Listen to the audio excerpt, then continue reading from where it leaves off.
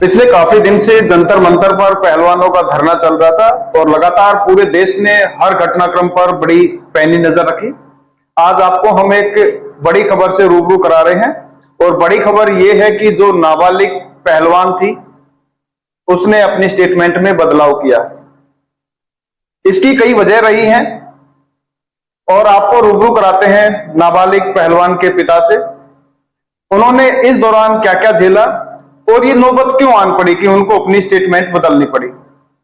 Sir, सबसे पहले तो आपसे ये जानना चाहेंगे कि कैसे कैसे इतना घटनाक्रम हुआ और क्यों आपने बाद में इस तरह का स्टेप लिया।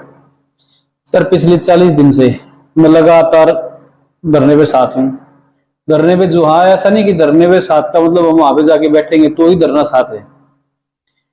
पहलवानों के साथ का मतलब ये अपने तन मन धन के साथ पहलवानों के साथ खड़ा था, खड़ा हूं और खड़ा रहूंगा। पीछे नहीं हटे हम किसी भी चीज से। लेकिन 28 तारीख को मेरे जीवन के अंदर क्या कुश्ती जगत पूरी दुनिया के अंदर एक ऐसी चीज हुई जिसने कि सब कुछ बदल के रख दिया। मैं एक अकेला व्यक्ति हूं मेरे परिवार के अंदर। जैसा कि उस विभीषण ने बोला था कि मेरे भाई से मेरा साथ पिछले 7-8 सालों से कोई वास्ता नहीं है, तो ये आप हिसाब लगा लो कि मैं अपनी फैमिली से कितनी दूर हूं। उसके बाद मेरे परिवार के अंदर जो मानसिक स्थिति गुजरी है, देखिए, वो सिर्फ मैं महसूस नहीं, मैं समझ रहा हूं, मैं गुजर रहा हूं। सभी मीडिया चैनल है, जितने भी अपने मीडिया कर्मी भाई हैं, जितने भी चैनल हैं, सभी के फोन आ रहे हैं, सभी पजल हैं, कंफ्यूज हैं कि ये चीज हो क्या रही थी। अगर वो सिर्फ इतने कंफ्यूज होने के बाद बार बार इतने फोन करे, वो इतने परेशान है, तो ये समझो कि मेरे साथ कितनी परेशानियां चल रही हैं। अगर उस दौरान जितनी घटनाएं घट गई हैं, जितने लांछन लगे हैं, एक आम आदमी के लिए जीने का रास्ता बंद हो गया है। मैं एक मध्यम वर्ग से हूं, मेरे को अपना परिवार भी चलाना है, समाज के अंदर बाहर भी निकलना है, हर चीज देखनी थी, हर चीज देखनी है। तो उस घटना के बाद इतना डिप्रेशन हो गया है परिवार के अंदर, जो कि सिर्फ अगर मैं शब्दों में बयां करूं ना तो वो हो नहीं सकता। एक अकेला आदमी किस किस से लड़ेगा? समाज से लड़े, परिवार से लड़े, मीडिया से लड़े, या खुद के जीवन से लड़े। शायद एक आम आदमी के पास इतनी चीजें नहीं है, इतनी चीजें मैंने कर ली है। एक सवाल मेरा ये है और सीधा सवाल है, बेटी नाबालिग है या नहीं, क्योंकि इस पे सबसे ज्यादा सवाल उठ रहे हैं। सर, मैंने पहले ही बता दिया कि बेटी नाबालिग है। जिस वक्त ये चीजें हुई उस वक्त भी नाबालिग थी। जिस व्यक्ति ने एलिगेशन लगाई, मैंने बोला था कि आप एक बार जरा उसका खुद का रिकॉर्ड तो चेक कर लो, कितने मुकदमे उसके ऊपर। शायद ही ऐसा कोई अपराध होगा जो नहीं रखा होगा, छेड़खानी से लेकर के फिरौती तक के आपराधिक बैकग्राउंड है। मैं नहीं फेस कर सकता। अगर कल को सपोज करो वो अपराधी है, अगर मेरे पास और भी ठोस सबूत है जो समय आने पर मैं दिखाऊंगा लोगों के सामने। मैं ये नहीं कहना चाहता कि किसने धमकी दी है, परिवार है सर। उस प्रेशर के अंदर सपोज करो मेरे को कुछ हो गया तो मेरा परिवार बर्बाद, कौन संभालेगा? कोई नहीं है। भाई जितना साथ दे रहा है वो पूरी दुनिया ने देखा है। माँ बाप की जो प्रतिक्रिया है वो पूरी दुनिया ने देखी है। मेरे पक्ष में है, विपक्ष में है, साथ थे, नहीं थे, वो सबने देखा है इस चीजों का। लेकिन मेरे माँ बाप तो आखिर माँ बाप है। आपको डर लग रहा है? बिल्कुल लग रहा है डर, कोई वो नहीं है। अभी कुछ दिन पहले एमडीयू के ऊपर एक केस हुआ था जिसमें एक बाइक वाले ने एक सिक्योरिटी गार्ड को उठा के फेंक दिया। 7-8 दिन हो गए उन चीजों को।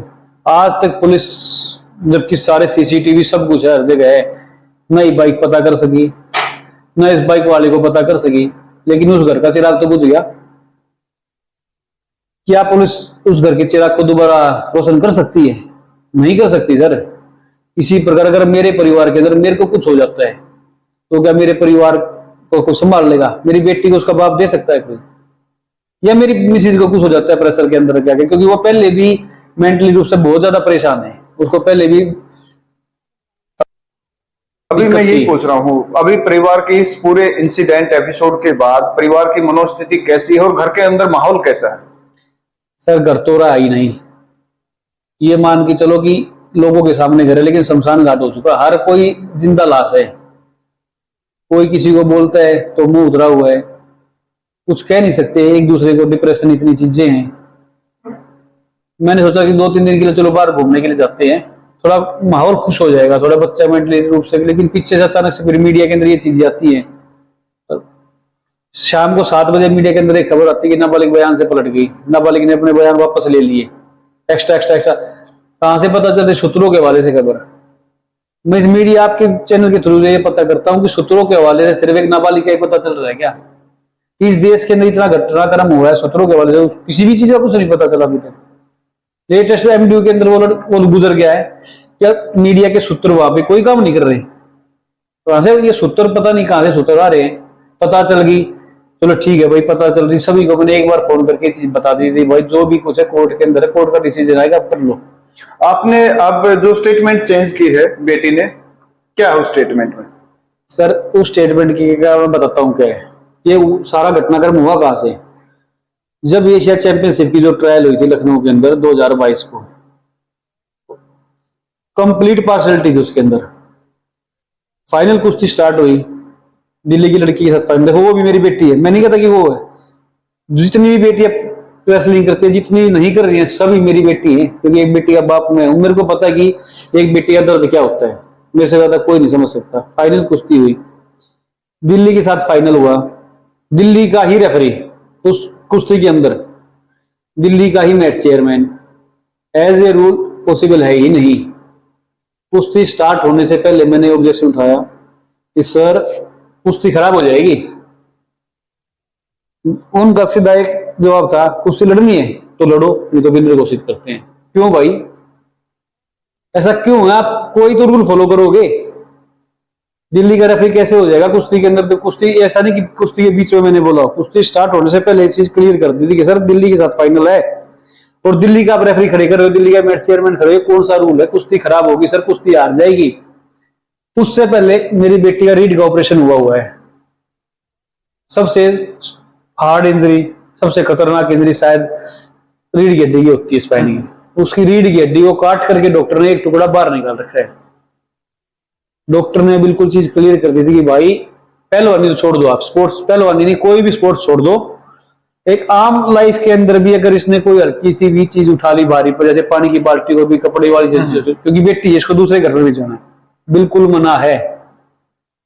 मैंने भी अपनी बेटी को बोला बेटा कोई बात नहीं, क्या पता हमारी किस्मत में इतनी चीजें थी, लेकिन उसने हौसला दिया उस टाइम में, नहीं पापा अगर किस्मत में पैरालाइज होना होगा तो मैं हो जाऊंगी, लेकिन मैं कुश्ती नहीं छोड़ूंगी। 3 महीने कंप्लीट बेड के ऊपर थी, रेस्ट, बेड रेस्ट कंप्लीट 3 महीने। उठी है, 1.5 साल लगा रिकवर करने के अंदर, रात को उठ करके भी एक्सरसाइजें कर रखी थी, फिट हुई है, नेशनल के अंदर एक तरफा गोल्ड दिया है। जो ये बोल रहे हैं ना कि कुश्ती खत्म हो गई है, कुश्ती से बचने के लिए चीज करे, भाई 3 साल हो गए लगातार हर नेशनल के अंदर एक तरफा गोल्ड है, तो कुश्ती कैसे खत्म होगी, कमजोर कैसे होगी? अभी मेरा एक सवाल सीधा है, अब ब्रजभूषण पर क्या आरोप है? देखो ब्रिजभूषण के बारे में पहले वो चीजें क्लियर करता हूं क्या हुआ। इतनी मेहनत करने के बाद जब एक लड़की ट्रायल के ऊपर जा रही है, उसके साथ गलत कर दिया, तो उस वक्त उस लड़की के ऊपर मेरी नहीं अगर किसी की भी होती तो क्या गुजरती, जिसने अपना 1.5 साल जीवन यो किया है कि भाई मैं नहीं वापस कुश्ती करूंगी। अगर सपोज करो कुश्ती के दौरान कुछ भी हो जाता तो पैरालाइज वहीं पर थी, लेकिन उसने हौसले नहीं आ रहे, उस हौसलों को के ऊपर पानी डाल दिया, मिट्टी डाल दी एक रेफरी के डिसीजन ने, एक जो वो जूरी थी उसने। क्यों वो दिल्ली का रेफरी खड़ा किया, जब मना कर दिया कि ऐसे रूल ये पॉसिबल ही नहीं है, कुश्ती से पहले ही ये चीज कर दी। लेकिन एक सीधी एक चीज आई, कुश्ती लड़ाओ तो ठीक है, नहीं तो उसको विनर घोषित कर रहे हैं। कुश्ती स्टार्ट हो गई, कुश्ती में पॉइंट हो गया, मैंने ऑब्जेक्शन फेंका सर पॉइंट है, उन्होंने बोला नहीं है पॉइंट। मां मेरा ऑब्जेक्शन लो, आप एज ए रूल ऑब्जेक्शन तो लो। ऑब्जेक्शन उठा करके प्रॉपर वीडियो उस कुश्ती की जी, ऐसे नहीं है, और कोर्ट के अंदर वो दे रखी है चीजें प्रॉपर। मैंने बोला सर मेरा ऑब्जेक्शन आप इसको एक्सेप्ट करो, अब वीडियो देखो, बोला नहीं है भाई, हमने मना कर दिया तो नहीं है। उसी एक पॉइंट से कुश्ती हार गई कि हरवा दी। अगर एक बेटी का पूरा 1 साल का फ्यूचर आपने बर्बाद कर दिया, इतनी मेहनत लगी है, एक गरीब घर का आदमी हूं सर, ऐसा नहीं कि मैं टाटा बिरला हूं या कोई फर्क नहीं पड़ता, अपना मकान बेच करके पहलवानी करवा रहा हूं अपनी बेटी की, किसी के एहसान से नहीं, किसी की स्पॉन्सरशिप से नहीं है, या किसी का कोई समाज से सहारा नहीं मिल रहा कि भाई कोई समाज मेरे को सहारा दे रहा करके। चलिए भेदभाव की बात समझ में आ गई कि भेदभाव किया गया, फिर ये भेदभाव छेड़छाड़ तक कैसे पहुंच गया जो बयान थे? ये चीज ऐसी हुई है, जब कुश्ती खराब होगी तो आग लगी थी सर, ऐसा हो रहा था कि गोली मार दूं, इतनी आग लगी है, 1 साल बर्बाद कर दिया। फिर ये चीज धरने वाली स्टार्ट होती है। देखो गुस्सा था हमारे अंदर, मैंने फेडरेशन के अंदर अपील भी करी थी, फेडरेशन ने सुनी नहीं मेरी, तो मैं कहां जाऊं? सुनाऊं जिसने सुननी है उसने सुनी नहीं, तो कहां जाए हम? तो उस गुस्से के अंदर आकर के देखो कुछ चीजें हैं, कुछ चीज सच भी थी जो हमने एप्लीकेशन दी थी, उसके अंदर कुछ चीजें गलत भी थी, कुछ चीजें ठीक भी थी। मैं आपके चैनल के माध्यम से बिल्कुल ये नहीं कि सब कुछ झूठ था या सब कुछ सच था, कुछ चीजें गलत थी, कुछ चीजें ठीक थी। मैंने सही और गलत जो भी चीज थी सुप्रीम कोर्ट में जज साहिबा के सामने जाकर के अपनी चीजें क्लियर कर दी है। ये कब किया है दोबारा क्लियर? ये 5 तारीख की बात है, ये 5 तारीख की। अब ब्रिजभूषण पर छेड़छाड़ के नहीं बल्कि भेदभाव के आरोप बिल्कुल है सर। अच्छा, एक सवाल और कि दिल्ली जंतर मंतर पर पहलवान बैठे हैं और पूरा देश से पहलवान भी, अलग अलग क्षेत्र के लोग भी, खिलाड़ी भी, सामाजिक संगठन भी, महिला संगठन भी, किसान भी, खाप पंचायतें भी उनका समर्थन कर रहे हैं, उनको सपोर्ट कर रहे हैं। आपके कोई पास आया किसी तरह का कोई सहारा, कोई संबल?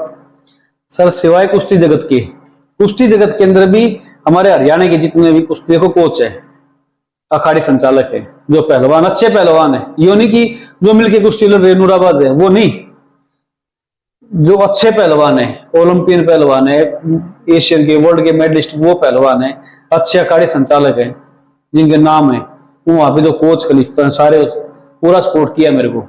मैं ये नहीं कहता कि भी किसी ने सपोर्ट नहीं, किसी ने, लेकिन एक पहलवान जगत को छोड़ करके समाज तो बहुत बड़ा है, नारी शक्ति है, किसान नेता है, हमारे खाप है, प्रधान है, कितने संगठन है समाज के अंदर, नहीं किया।